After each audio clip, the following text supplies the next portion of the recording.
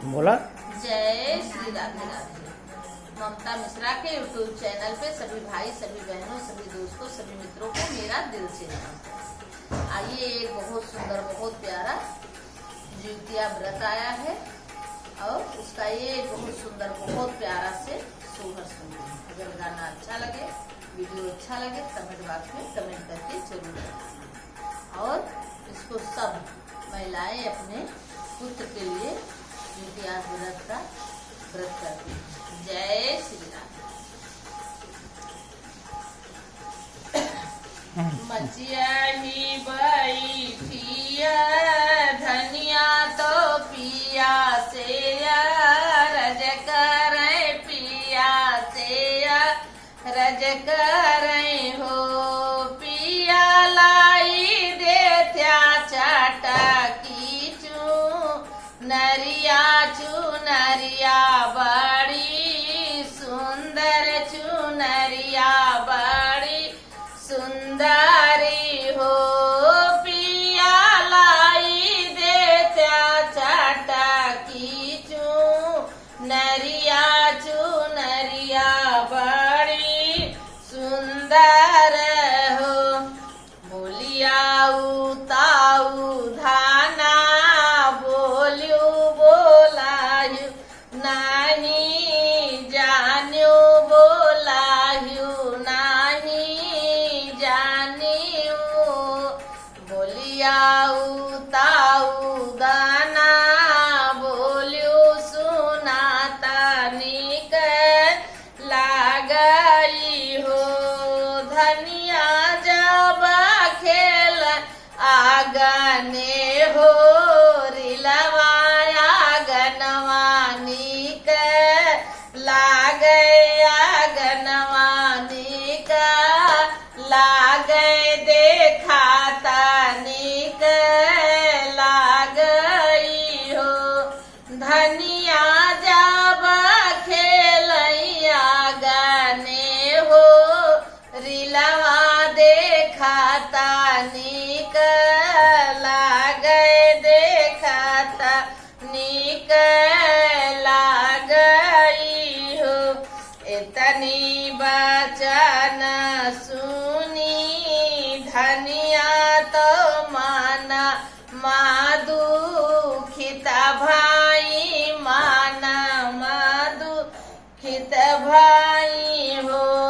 मैया कावाना कसूरा हम कैले पुरुष तनवा मारे बाझनिया गो रामाई हो।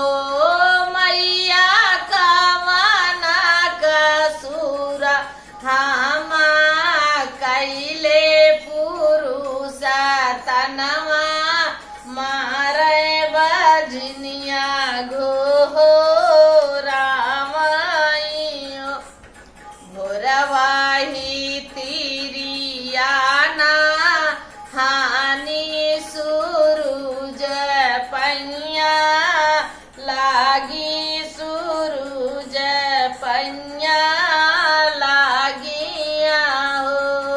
सूरजू कवाना सूरा हमसे भैले बझनिया गो राम, बझनिया गो रामाई हो।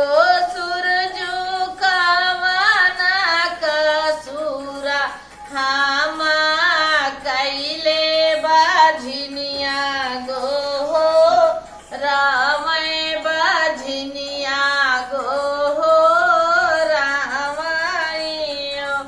ऊपरा से उड़ाली हरिया पोटारिया गिरावे, पोटारिया गिरावाई हो। रानी चाउरा तुई है चा बाउर, रानी चाउरा तुई है चा बाऊ जुई